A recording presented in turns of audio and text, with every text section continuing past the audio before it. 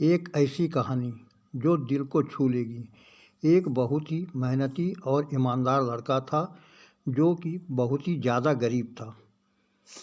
वह दिन रात यही सोचा था कि वह खूब मेहनत से पढ़ाई करेगा और एक अच्छी सी नौकरी लेकर अपनी एक कार खरीदेगा।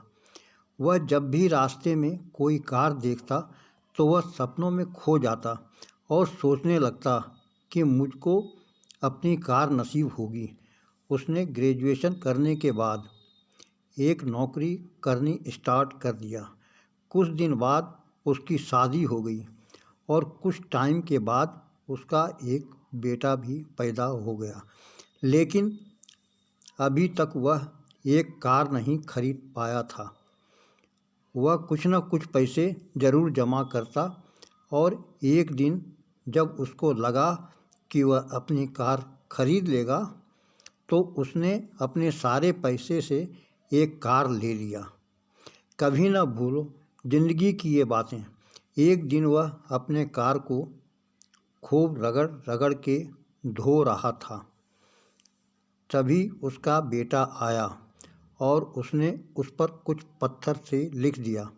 उसने जैसे ही देखा कि वह कुछ लिख रहा था वह उसको पीटने लगा और उसको ले जाकर कमरे में छोड़ दिया। वापस आकर फिर से वह अपने कार को धोना शुरू कर दिया।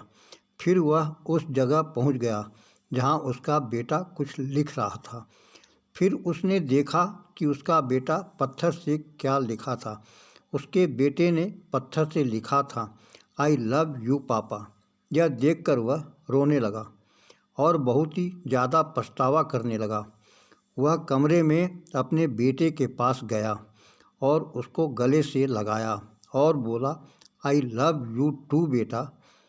दोस्तों, इस कहानी से हम लोगों को यही सीख मिलती है कि गुस्से में लिया गया निर्णय कभी सही नहीं होता है। इसलिए हम ऐसा कुछ काम न करें कि जिसका पछतावा हमको बाद में हो।